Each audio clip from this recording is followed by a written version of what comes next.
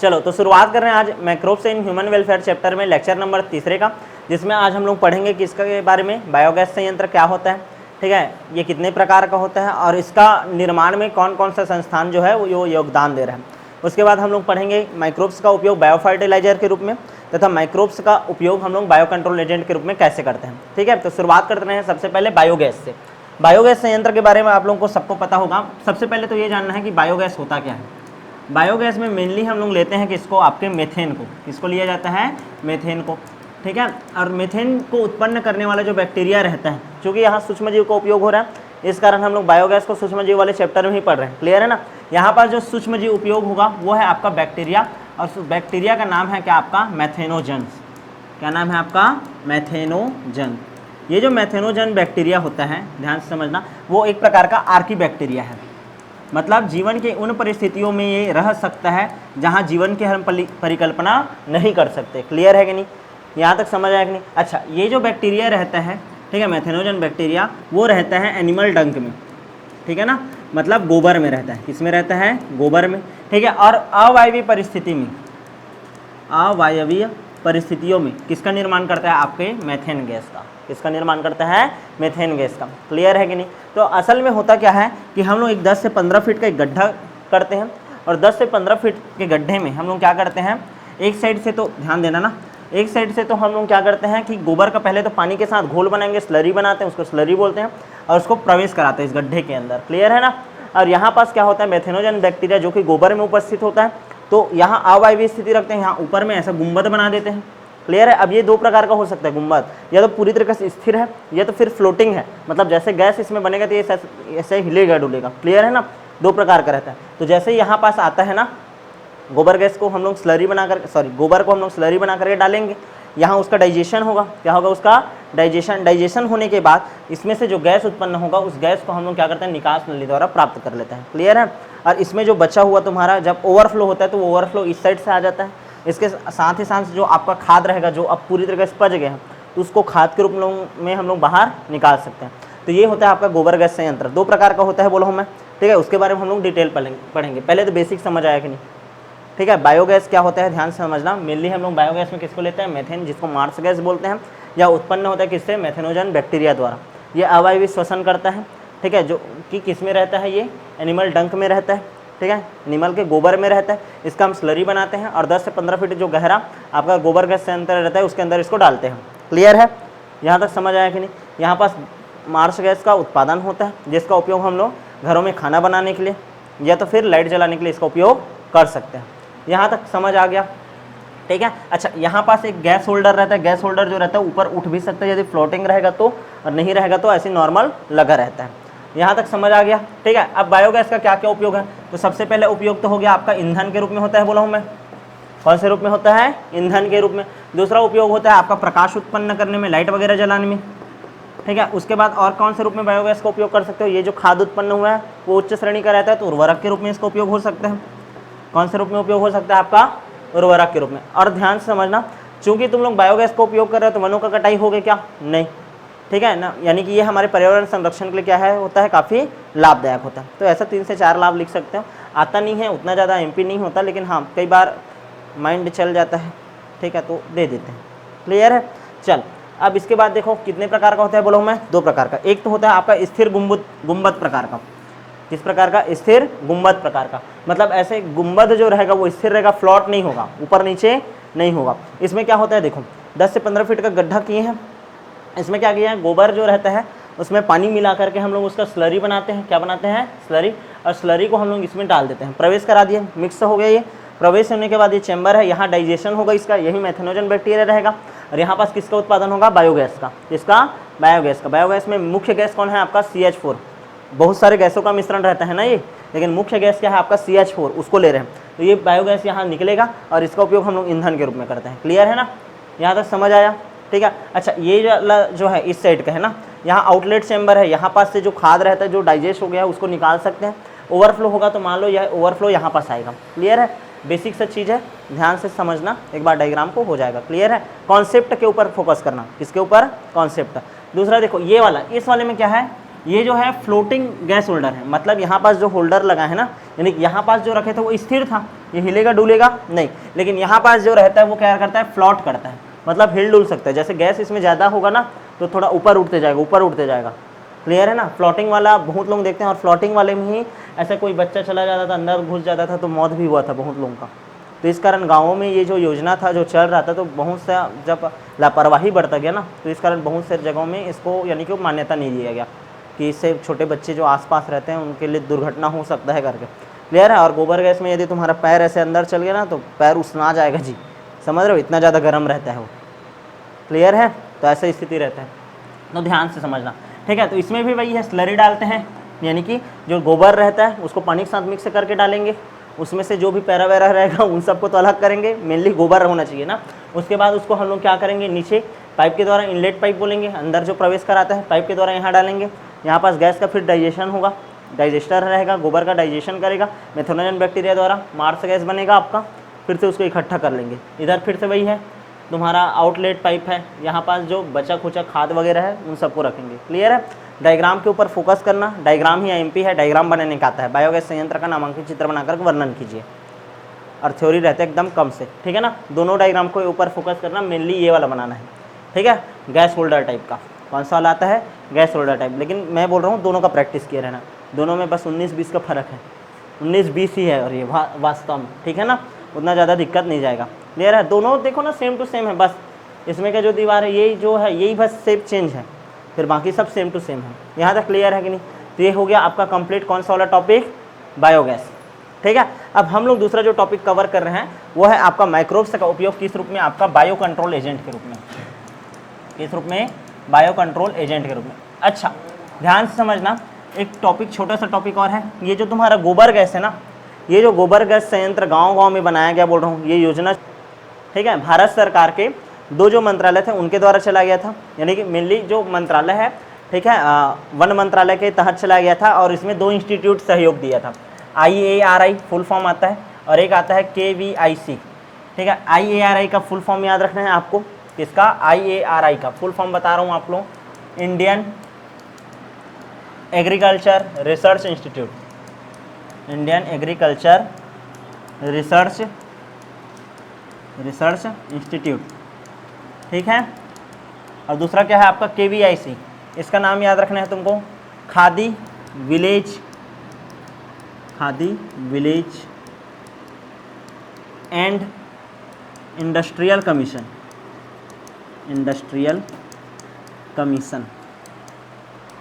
Clear है। दोनों का फुल फॉर्म याद रखना है तुमको ना।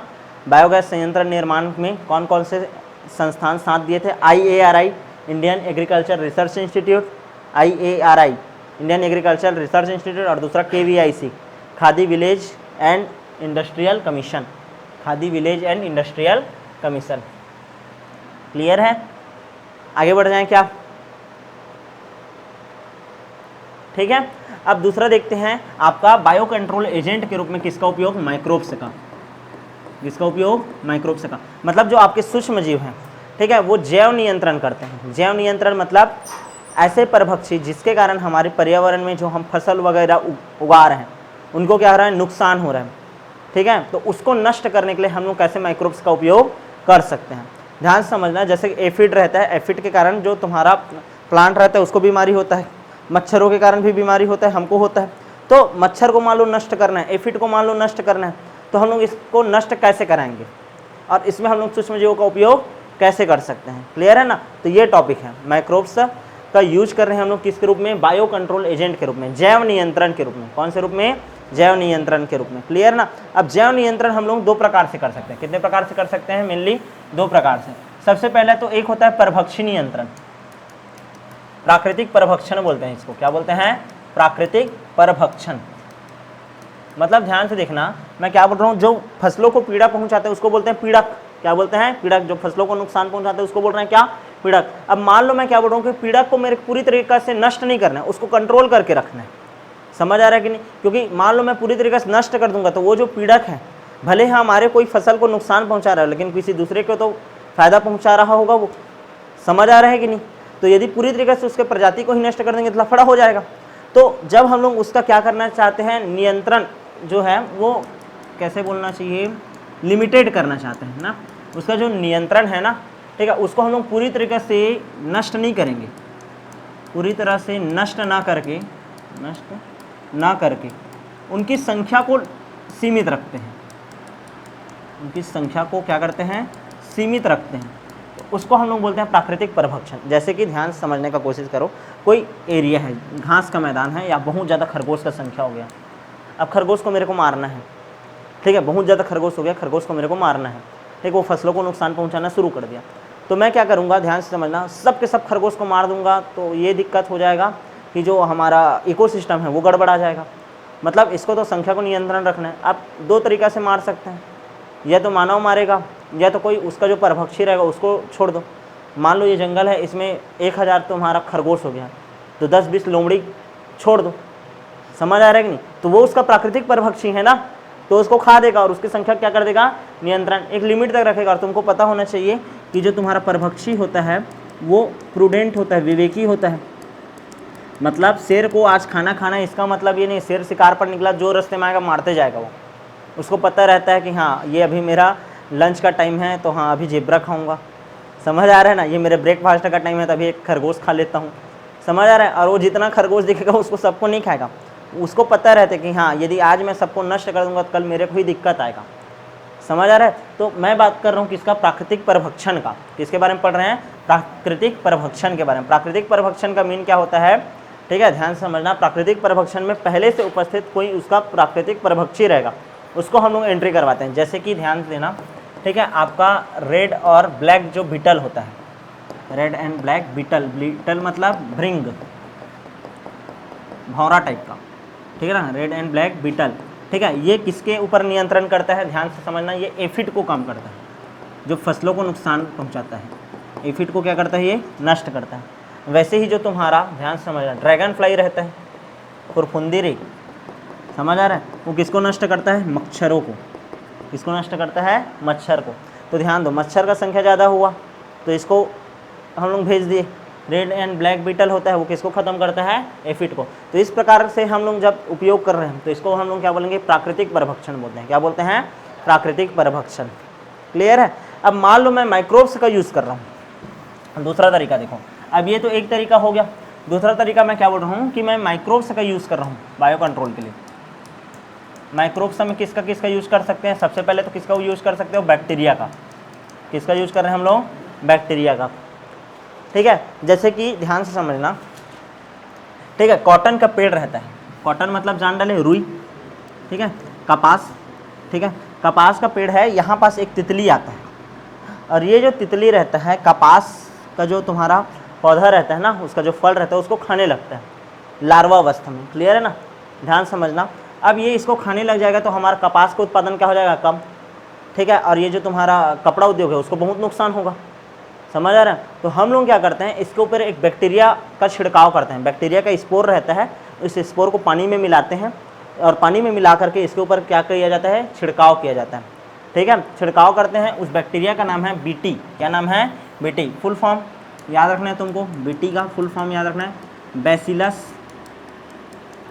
थ्यूरेनजेनेसिस।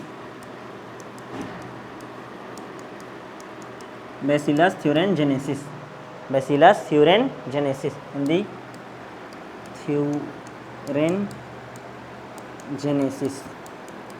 बैसिलस थ्यूरेनजेनेसिस, ठीक है। ये बैक्टीरिया को डालते हैं तो ये बैक्टीरिया जो रहता है, ये जो तुम्हारा तितली है, ठीक है, ये जो बैक्टीरिया है वो तितली के, ठीक है ना, ध्यान समझना, तितली के इंटेस्टाइन में जाता है, उसके गट में जाता है, और क्षारीय माध्यम में, क्षारीय माध्यम में क्या होता है, एक्टिव हो जाता है। इसका जो प्रोटीन रहता है वो एक्टिव हो जाता है।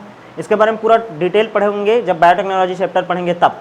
अभी बस इतना जानो कि एक बीटी नाम का क्या होता है, आपका बैक्टीरिया होता है। जब उसको छिड़काव करते हैं तो छिड़काव करने पर ध्यान से समझना, जब इसका छिड़काव करते हैं हम लोग बीटी का, तो जो लार्वा रहता है इसके लार्वा को नष्ट करने लग जाता है, कौन, आपका बीटी, ठीक है। लार्वा के इंटेस्टाइन में जाता है और वहाँ जो अम्ल का उत्पादन, ध्यान देना, क्षारीय माध्यम में संपर्क होता है तो इसके पेट में क्या उत्पन्न कर देता है, छेद उत्पन्न कर देता है। क्लियर है ना, अरे तड़प तड़प कर मर जाता है। क्लियर है। तो माइक्रोब्स का उपयोग किया हो तुम लोग, ठीक है। तो बैक्टीरिया सबसे पहले तो, और ध्यान देना अब क्या हुआ है कि अलग से हम लोग स्पोर छिड़क रहे थे ना, वो वाला कहानी को बंद कर दिया गया है। बीटी जो बैक्टीरिया रहता है ना, उसके जीन को निकाला और कपास के पेड़ में इंट्रोड्यूस करा दिया गया। अब अपने आप तितली आएगा और इसको खाएगा, तितली मर जाएगा। तो ये है बायोटेक्नोलॉजी का उपयोग। ऐसे में हमको क्या करना था, पहले क्या करते थे, बैसिलस थ्यूरेंजेनेसिस जो रहता था उसका हम लोग क्या लेते थे, स्पोर लेते थे, पानी में घोलते थे, फिर छिड़काव करते थे। लेकिन देखे कि बहुत ज़्यादा इसके ऊपर अटैक कर रहे हैं इल्ली तितली का, तो क्या किए, जो ये बैक्टीरिया था उसके जीन को निकाले और कपास के पौधे में इंट्रोड्यूस करवा दे रिकॉम्बिनेंट डीएनए टेक्नोलॉजी द्वारा। अब ये जो कपास का पौधा था, ठीक है, वो प्रोटीन का निर्माण करने लग गया। जब तितली आएगा उसको खाएगा, वो तितली अपने आप निपट जाएगा। यहाँ तक क्लियर है। अच्छा, अब ये कई लोग बोलेंगे कि भैया कपास है, ध्यान से समझना, कपास है, ठीक है, इसको तितली खाएगा, तितली मर जाएगा, वैसे दूसरे जंतु खाएंगे तो वो लोग भी मर सकते हैं। तो ध्यान देना, ये जो रहता है क्या बोलना चाहिए, स्पेसिफिक होता है। क्या होता है, स्पेसिफिक। तितली ही खाएगा तभी वो मरेगा, कोई दूसरा जानवर आएगा खाएगा तो मरेगा नहीं। क्लियर है ना, ये वाला कहानी रहता है। समझ आ रहा है कि नहीं जी? ठीक है। तो इल्ली का क्या करता है, ये नियंत्रण करता है तितलियों के, इल्ली का। पहला वाला, हाँ, तितली खाएगा, तितली जो लार्वा अवस्था में रहता है ना, तब। यहाँ तक क्लियर है, आगे बढ़ जाएं। नेक्स्ट देखो, दूसरा है आपका कवक। पहले तो बैक्टीरिया हो गया, दूसरा है क्या आपका कवक। लार्वा अवस्था का कहानी है ना ये पूरा। लार्वा अवस्था में क्या करता है, आपका नुकसान पहुंचाता है। दूसरा है आपका कवक, और कवक में उदाहरण याद रखना है आपको, ट्राइकोडर्मा। कौन सा कवक है, ट्राइकोडर्मा। ठीक है। ये कैसा कवक है, मृतोपजीवी कवक है। कैसा कवक है, मृतोपजीवी, मतलब अपना जो भोजन है वो सड़े गले, ठीक है, सड़े गले पदार्थों से क्या करता है, प्राप्त करता है। यहाँ तक क्लियर है। अच्छा, मृतोपजीवी कवक है, स्वतंत्र रूप से पाया जाता है। ये क्या करता है, ध्यान से समझना, पादप रोगजनक को नियंत्रित करता है। पादप रोगजनक को क्या करता है, ये नियंत्रित करता है। यानी पादपों में जो रोग उत्पन्न कर सकते हैं, और कैसे वाले, जड़ों में। किस में उत्पन्न कर सकते हैं, जो जड़ तंत्र में, ठीक है ना। ऐसे रोग कारक जो जड़ में क्या करते हैं, रोग उत्पन्न करते हैं, उनको नष्ट करने का काम कौन करता है, आपका ट्राइकोडर्मा। कौन करता है, ट्राइकोडर्मा। बस इतना ही याद रखना है। क्लियर है ना, यहाँ तक समझ आ गया। उसके बाद और देखो, तीसरा उदाहरण देखो। तीसरा है आपका वायरस। ठीक है, सबसे पहले बैक्टीरिया का नाम देख डाले बायो कंट्रोल एजेंट के रूप में, दूसरा देख डाले कवक, तीसरा देख रहे हैं वायरस, और वायरस का नाम है बैक्यूलो वायरस। बैक्यूलो वायरस, ये कैसा वायरस होता है, ध्यान समझना, इसका नाम याद रखना ना, न्यूक्लियो पॉलीहेड्रो, इस फैमिली का वायरस है, न्यूक्लियो पॉलीहेड्रो वायरस है। ये याद रखना ना, न्यूक्लियो पॉलीहेड्रो वायरस है। क्या है, न्यूक्लियो पॉलीहेड्रो वायरस। ये किसके ऊपर काम करता है, इंसेक्ट और आर्थ्रोपोडा के ऊपर। इंसेक्ट और आर्थ्रोपोडा, इंसेक्ट और आर्थ्रोपोडा को क्या करता है, ये नष्ट करता है। क्लियर है ना। और ये भी कैसा होता है, नैरो स्पेक्ट्रम होता है। क्या होता है, नैरो स्पेक्ट्रम, मतलब जिसके ऊपर इफेक्ट डालना है केवल और केवल उसी के ऊपर ही क्या करेगा, इफेक्ट डालेगा। क्लियर है, भूलना नहीं, ये विशेषता ज़्यादा जरूरी है। एक नंबर का क्वेश्चन आता है, न्यूक्लियो पॉलीहेड्रो वायरस कौन है आपका, बैक्यूलो वायरस। कौन है, बैक्यूलो वायरस। किसको ख़त्म करता है, कीड़ों को और आर्थ्रोपोडा को। किसको, आर्थ्रोपोडा को। क्लियर है। तो बायो कंट्रोल एजेंट के रूप में आप लोग किसके किसके बारे में पढ़े, प्राकृतिक परभक्षी, उसके बाद पढ़े किसके बारे में, सूक्ष्मजीव। सूक्ष्मजीव में सबसे पहले बैक्टीरिया, दूसरा कवक, और तीसरा क्या पढ़ लिए, वायरस। कौन सा वायरस, बैक्यूलो वायरस। कौन सा वायरस, बैक्यूलो वायरस। यहाँ तक क्लियर है। अब नेक्स्ट जो रहेगा, ध्यान से समझना, अब हम लोग लास्ट जो टॉपिक है इस चैप्टर का, ठीक है, जिसमें हम लोग पढ़ेंगे बायो फर्टिलाइजर के रूप में आपका माइक्रोब्स का उपयोग। ठीक है, microbes as a bio fertilizer, ठीक है ना, कि जैव उर्वरक के रूप में हम लोग किसका उपयोग करते हैं, सूक्ष्म जीवों का। किस तरीके से, ध्यान से समझना। चलो ये हो गया, क्या लिख लिए, मिटा दें। ठीक है, तो देखो ध्यान से समझने का कोशिश करना। ठीक है, नॉर्मली हम लोग क्या करते हैं, फसलों का उत्पादन बढ़ाने के लिए फर्टिलाइजर डालते हैं, क्या डालते हैं, उर्वरक डालते हैं, खाद डालते हैं। तो मान लो मैं रासायनिक खाद डालूंगा तो उसके कारण क्या होगा, मिट्टी भी खराब होगा, मिट्टी खराब होगा, खेत खराब होगा, स्वास्थ्य भी खराब होगा हमारा। तो हम लोग उपयोग करते हैं किसका, आपका देसी खाद, गोबर खाद वगैरह का उपयोग करते हैं। ठीक है, उसके साथ ही साथ हम लोग माइक्रोब्स का उपयोग कर सकते हैं खाद के रूप में। क्लियर है। तो जब माइक्रोब्स का उपयोग हम लोग पेड़ पौधे जो जिस मिट्टी में उग रहे हैं उसका उर्वरक क्षमता बढ़ाने के लिए करते हैं, तो उसको हम लोग बोलते हैं क्या, बायो फर्टिलाइजर के रूप में माइक्रोब्स का उपयोग। क्लियर है। और सबसे पहले हम लोग उपयोग बता रहे हैं किसका, जीवाणु का। किसका, जीवाणु का।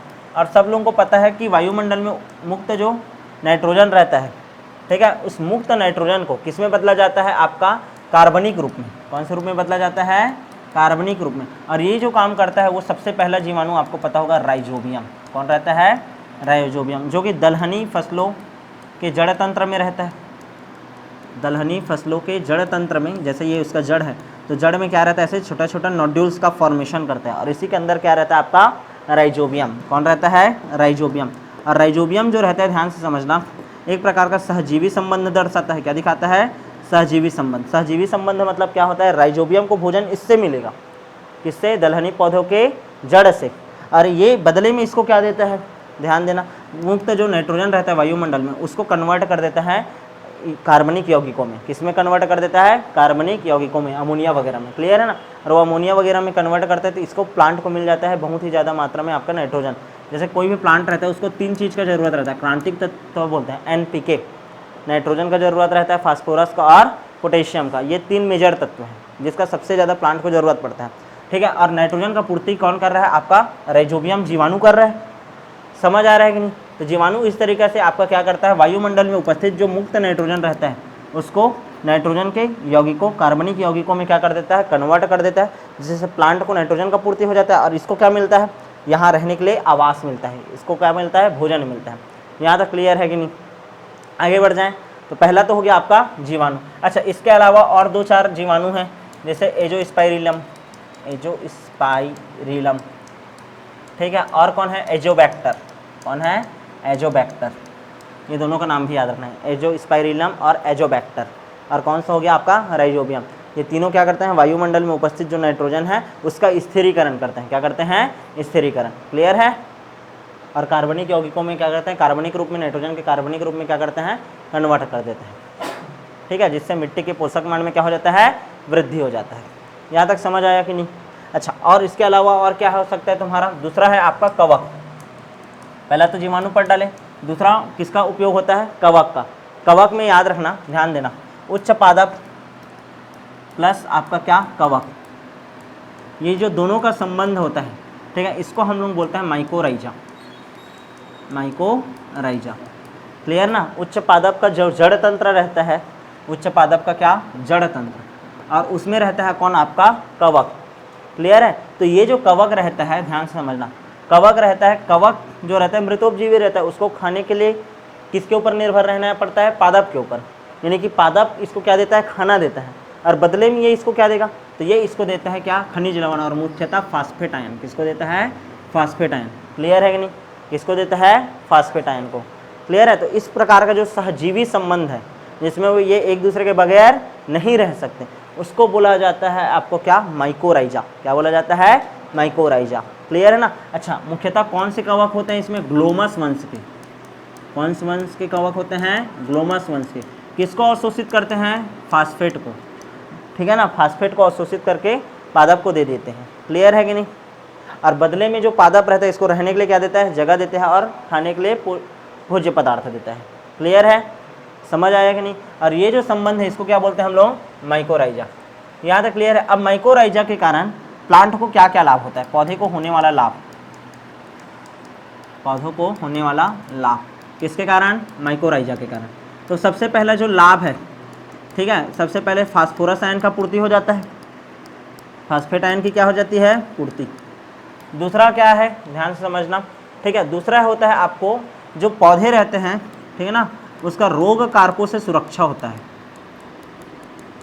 क्योंकि जो माइकोराइजा रहता है ना, वो कहाँ बनता है, जड़ में बनता है। कहाँ बनता है, जड़ में। तो मान लो जड़ में कोई रोग कारक प्रवेश करता है तो रोग कारकों से क्या हो जाता है, इसका सुरक्षा हो जाता है। और तीसरा क्या हो सकता है, ध्यान देना, पौधों को लवणीयता तथा सूखे से बचाता है। मान लो कहीं सूखा पड़ गया तो सूखे के स्थिति में भी ये माइकोराइजा बचाएगा। और मान लो लवणीयता मतलब तुम ज़्यादा खाद वगैरह डाल दिए तो जो ज़मीन है वो क्या हो जाएगा, लवण युक्त हो जाएगा। तो ऐसे कंडीशन में भी क्या करता है, ये बचाता है, लवणीयता तथा क्या करता है, ये आपके सूखे से भी बचाता है। यहाँ तक क्लियर है ना। और इससे क्या होता है, पौधे का वृद्धि और विकास होता है। माइकोराइजा के कारण क्या होता है, पौधे का वृद्धि एवं विकास। मोस्ट टाइम पे क्वेश्चन ये रहता है कि जो कवक रहता है उसका क्या रहता है, फास्फेट आयन को देता है, और पादप को देखो, कवक जो रहता है पादप को क्या दिया, फास्फेट आयन, और पादप इसको क्या देगा, रहने के लिए जगह और खाने को भोजन। क्लियर है। और दोनों का जो सहजीवी संबंध इसे क्या बोल रहे हैं, माइकोराइजा। क्लियर है ना। कौन से वंश का कवक रहता है, ग्लोमस वंश का। कौन से वंश का रहता है, ग्लोमस वंश का। क्लियर है यहाँ तक कि नहीं, ठीक है। अच्छा, अब ये जो माइकोराइजा रहता है ये कितने टाइप का रहता है, दो टाइप का। एक तो होता है एंडोमाइकोराइजा और एक होगा आपका एक्टोमाइकोराइजा। एक्टोमाइकोराइजा, मान लो, ध्यान से समझना, जो कवक तंतु रहता है, मान लो ये जड़ है, ठीक है, तो जड़ के चारों ओर क्या रहता है, ऐसे कवक तंतु ऐसे इस तरीके से ऐसा फैला हुआ है। क्लियर है कि नहीं। अरे पूरी तरीके से अंदर में प्रवेश नहीं किया है, मान लो पूरी तरीके से जड़ तंत्र के अंदर में प्रवेश नहीं किया है। एपिडर्मिस, डर्मिस, ऐसा लेयर होता है ना, कॉर्टेक्स करके लेयर चलता है जी, ठीक है। तो कॉर्टेक्स के अंदर तक यदि प्रवेश नहीं किया रहता, कौन, तुम्हारा माइसिलियम, कवक तंतु को क्या बोलते हैं, माइसिलियम। माइसिलियम यदि पूरे तरीका से कॉर्टेक्स के अंदर प्रवेश नहीं किया रहता तो उसको बोलते हैं एक्टोमाइकोराइजा। क्या बोलते हैं, एक्टोमाइकोराइजा। और मान लो पूरी तरीके से अंदर में प्रवेश कर लिया, ठीक है, ये पौधे का जड़ है और जड़ के अंदर में पूरा ये माइसिलियम क्या कर लिया, प्रवेश कर लिया, तो उसको हम लोग क्या बोलते हैं, एंडोमाइकोराइजा। क्या बोलते हैं, एंडोमाइकोराइजा। अच्छा, कुछ जो माइकोराइजा रहता है, ध्यान समझना, उसमें क्या होता है, ऐसे अंदर प्रवेश करके ऐसे वेसिकल लाइक स्ट्रक्चर बनाते हैं। कॉर्टेक्स के अंदर प्रवेश कर लेते हैं और कैसा स्ट्रक्चर बनाते हैं, वेसिकल जैसा। क्लियर है। तो इसको हम लोग बोलते हैं वैम। क्या बोलते हैं, वैम। वैम का फुल फॉर्म आता है पेपर में, किसका फुल फॉर्म आता है, वैम का। वैम का फुल फॉर्म है आपका vesicular arbuscular mycorrhiza. Mycorrhiza, vesicular arbuscular mycorrhiza. Clear है। अच्छा, एक्टोमाइकोराइजा का उदाहरण है आपका ओक और पाइनस। ओक और पाइनस। और एंडोमाइकोराइजा का उदाहरण है ऑर्किड। क्या है आपका, ऑर्किड। एग्जाम्पल बहुत ज़्यादा एमपी है, बहुत ज़्यादा, ठीक है, नीट में कई बार पूछा है। एक्टोमाइकोराइजा का उदाहरण क्या है, ओक और पाइनस, और एंडो का कौन है आपका, ऑर्किड। क्लियर है। ग्लोमस वंश पूछा है, फास्फेट आयन पूछा है, यानी कि इतना जो स्लाइड में आपको जितना भी बताया हूँ वो सब के सब बहुत ज़्यादा एमपी है। क्लियर है ना। माइकोराइजा से क्वेश्चन आता ही आता है, ठीक है, यहाँ तक क्लियर है। आगे बढ़ जाऊँ क्या मैं, ठीक है। तो हम लोग बायो कंट्रोल एजेंट के रूप में सबसे पहले तो क्या पढ़ लिए थे, अच्छा बायो कंट्रोल छोड़ो, बायो फर्टिलाइजर पढ़ रहे थे ना। बायो फर्टिलाइजर में सबसे पहले क्या पढ़ लिए, बैक्टीरिया। दूसरा क्या पढ़ लिए आपका, फंजाई। फंजाई क्या का निर्माण करता है आपका, माइकोराइजा का। किसका, माइकोराइजा का, ठीक है। उसके बाद और देख लो, तीसरा है आपका साइनोबैक्टीरिया, जिसको हम लोग क्या बोलते हैं, ब्लू ग्रीन एल्गी भी बोलते हैं। क्या बोलते हैं, blue green algae. Blue green algae. Clear है। साइनोबैक्टीरिया, ब्लू ग्रीन एल्गी, नील हरित शैवाल। नील हरित शैवाल। ये जो ब्लू ग्रीन एल्गी रहता है, ध्यान से समझना, ये स्वपोषी प्रोकैरियोटिक जीव होता है। स्वपोषी होता है, यानी कि अपना भोजन खुद बना सकता है। प्रोकैरियोटिक होता है, ठीक है, क्या होता है, प्रोकैरियोटिक होता है। ये भी क्या करता है, नाइट्रोजन का स्थिरीकरण करता है। किसका स्थिरीकरण करेगा, नाइट्रोजन का स्थिरीकरण करता है। क्लियर है। एग्जाम्पल याद रख लेना, एग्जाम्पल में मोस्ट टाइम पी है, ठीक है। एनाबीना, नॉस्टॉक और ऑसिटोलोरिया। Anabaena, nostoc, ऑसिटोलोटोरिया। देख लेना इसके बारे में अच्छे से, ऑसिटोलेटोरिया। ऑसिटोलिटोरिया। क्लियर है ना। एनाबीना और नॉस्टॉक ज़्यादा एमपी है, याद रखना, एनाबीना और नॉस्टॉक। क्लियर है। ये भी क्या करता है, नाइट्रोजन का स्थिरीकरण करता है, जो कि एक प्रकार का क्या होता है आपका, साइनोबैक्टीरिया होता है। क्या होता है, साइनोबैक्टीरिया। क्लियर है। यहाँ तक समझ आया कि नहीं। अब नाइट्रोजन स्थिरीकरण कैसे होता है इसके बारे में आप लोग 11वीं में पढ़ चुके हो, मिनरल न्यूट्रिशन चैप्टर में, ठीक है। नाइट्रोजन स्थिरीकरण जो रहता है उसमें मुख्यतः क्या होता है, वायुमंडल जो नाइट्रोजन रहता है, वायुमंडल जो नाइट्रोजन रहता है उसको तो पहले कन्वर्ट किया जाता है NO2 में, फिर NO2 माइनस में, और NO2 माइनस को कन्वर्ट किया जाता है NO3 माइनस में। किस में कन्वर्ट करते हैं, NO3 माइनस में, नाइट्रेट में, फिर नाइट्राइट में, ऐसा वाला चलता है ना। ठीक है। तो इस तरीके से स्थिरीकरण किया जाता है और अंत में इसको अमोनियम आयन में क्या कर दिया जाता है, कन्वर्ट कर दिया जाता है और इसी को पेड़ पौधे क्या कर लेते हैं, ग्रहण कर लेते हैं। इसके बारे में और ज़्यादा डिटेल जानने की ज़रूरत नहीं है, आएगा भी नहीं, ठीक है। तो मैं इसको और ज़्यादा डील करूँगा भी नहीं, ठीक है। यहाँ पास अलग अलग बैक्टीरिया काम करता है, जैसे N2 से NO2- में चेंज करना है, कुछ अलग बैक्टीरिया काम करेगा, यहाँ पास से कुछ अलग बैक्टीरिया काम करेगा। यहाँ नाइट्रोसोमोनास और नाइट्रोकोकस बैक्टीरिया काम करता है, यहाँ नाइट्रोबैक्टीरिया काम करता है, सॉरी नाइट्रोबैक्टर काम करता है, ठीक है। तो ऐसा बहुत सारा बैक्टीरिया है, उसके बारे में थोड़ा बहुत नोट सम है, डील पढ़ लेना, क्लियर है, आपको समझ आ जाएगा। आगे बढ़ जाऊँ मैं। मेनली तुम लोग कितने का देखे, सबसे पहले तो बायो फर्टिलाइजर में सबसे पहले क्या पढ़ लिए हो, क्या पढ़े हो, बैक्टीरिया, राइजोबियम वगैरह का। दूसरा हम लोग क्या पढ़ लिए, माइकोराइजा।